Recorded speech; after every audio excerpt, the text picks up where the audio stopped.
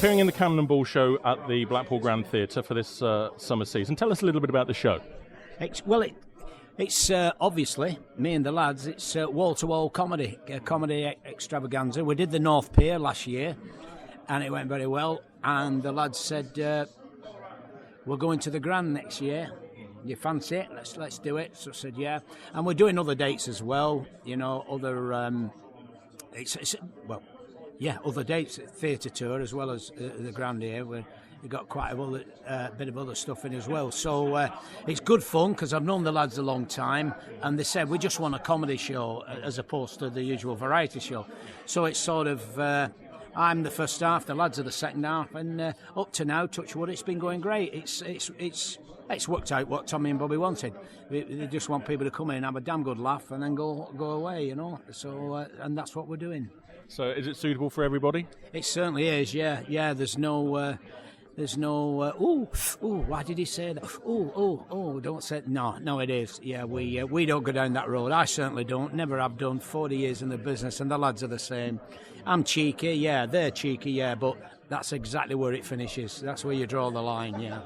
Now, comedy's changed a lot over the years, hasn't it? Things you can say, things you can't say, the things that go on television, the things that don't. What are your thoughts on that? Well, comedy has changed, but a lot of things have changed. I think they're trying to make comedy change, but because of the PC brigade and all that sort of thing. But comedy's comedy. If it's funny, it's funny. If it's not funny, okay. But I mean, we've got to, why not? We forgot to laugh at one another. That's the problem. The guy walking down the street who slips on the banana skin. It's that kind of thing. It's Chaplin, it's Mr. Pastry. What happened to laughing at one another? If somebody's got sort of an ailment, why can't we pick on it? Because we're all going to get it. We're all born, we all die, we all, we go through this life that obviously some people touch on things that they shouldn't touch on in the name of humour, which isn't funny. But in general terms, I think the PC brigade, not just with comedy, have gone overboard with everything.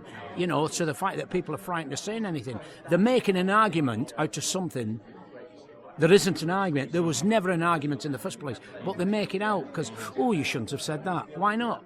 People didn't realise I'd said it until you brought it up. That's right. You know what I mean? So, as much as I don't go out to strike a nerve or anything like that, no, but I do think the PC brigade has gone overboard with everything, not just comedy, and let's get it. The way it keeps going on and on and on, in 20 years you'll be fine. You'll be fine for laughing on the street. Never mind dropping litter. Yeah. That's my little rant. Brilliant. Okay. Who do you like among the newer comedians? There's quite a few. I like when they say new comedian. What they call alternative and alternative. I don't know what alternative means. A very dear old friend of mine, God bless him, I remember Les Dawson saying to me, he said, alternative comedy. He said, the alternative to comedy is tragedy. He said, and that's what it is. He said, what do you mean? And that's, getting back to what I said, that's what Les says. Alternative? No.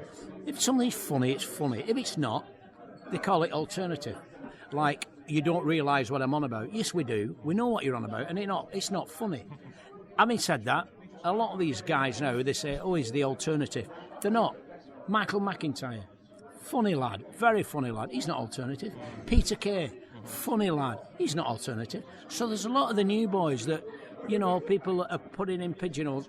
Because they're new, they're alternative. They're not. If you watch these lads, they're damn good variety performers. They're family audiences, I've never seen Michael McIntyre live. I've never seen Peter Kay live. So I don't know where they draw the line. But from what I've seen on television, it's mainstream. It's very funny. It's you know what I mean. There's no PC involved. I think they're great. People like that, I think, are fabulous. And the other lad I saw the other night, I thought was great. That Rob Gilbert, the Welsh boy. I think Rob Gilbert's a very, very funny guy. Yeah. Now, you've performed all over the place. What do you think to the Grand Theatre in Blackpool? What do I think of the Grand? I think every town, every city in the country should have a Grand Theatre, because and thank the good Lord, there's a preservation on this. That it is a listed building, because I'm a Bolton boy and we had 3 theatres like this in Bolton. We now don't have any. and it's an absolute shame. It's a disgrace, in fact. These beautiful, beautiful buildings, because no matter what they build today, the theatres they build today, they're not the concert halls, they're not theatres. This is a theatre. Long may it continue, long may it live, and let's hope it can get together with another theatre and have babies, and then we can have lots more theatres like this. So how did you get into comedy in the first place?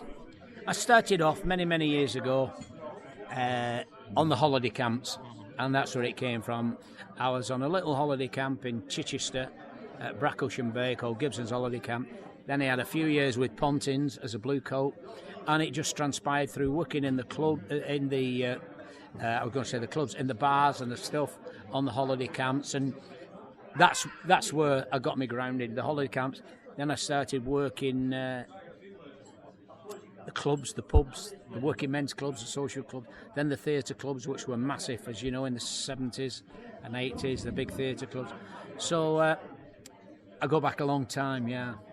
And you got your break on television, didn't you? That must have made a big difference to your career?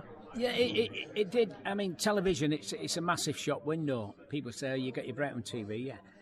There's a lot of great performers make a very good living and well respected in our game who never do television. But television, yeah, it gives you that massive profile because it is, as I said, it's the biggest shop window in the world. So if you're on telly, people think, oh, I've seen him, we'll go and see him. But it doesn't mean you're good or it doesn't mean you're bad.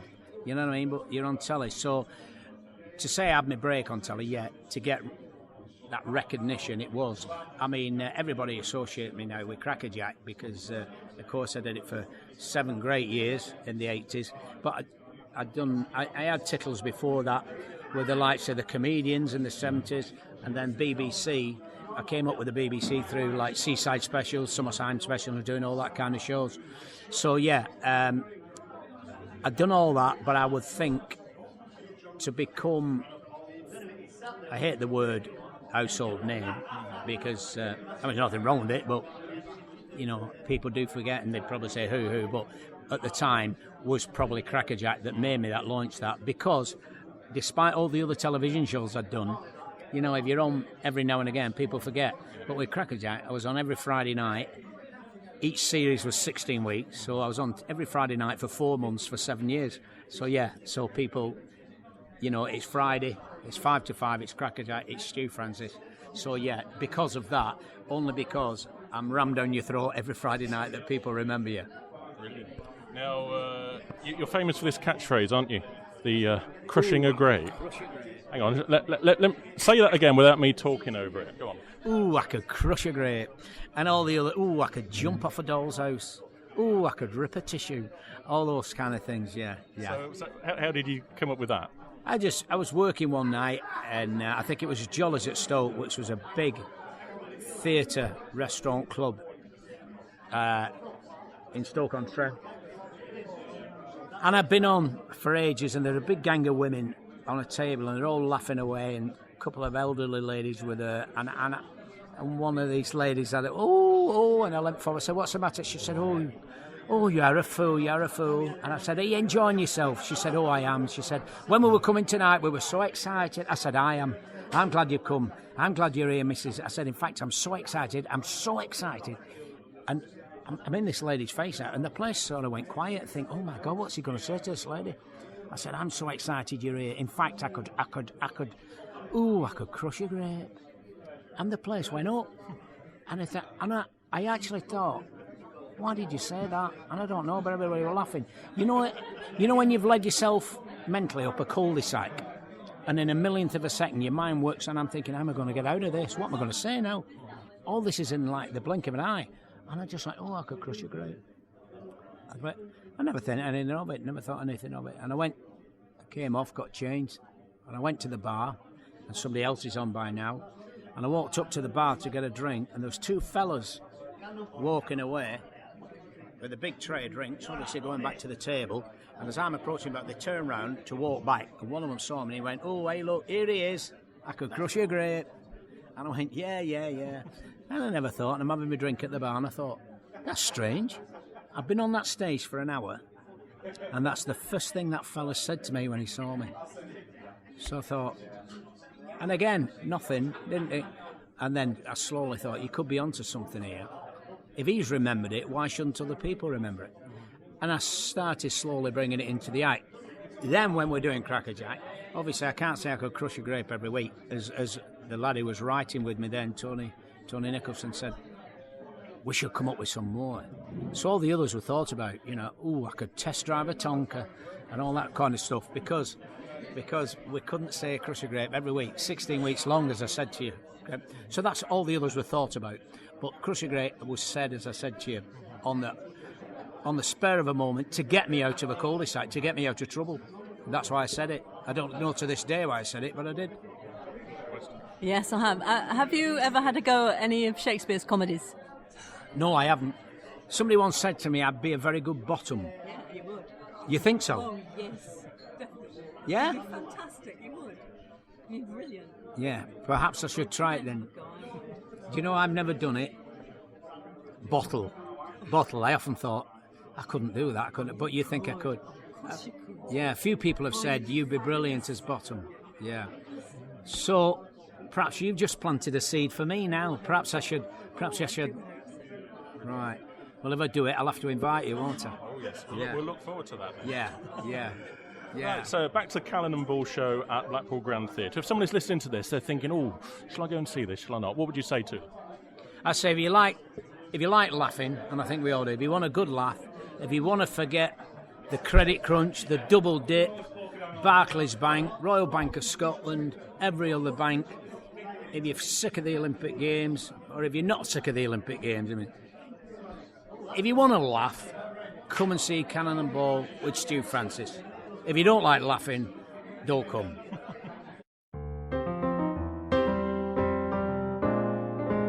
Easy listening on wireless radio.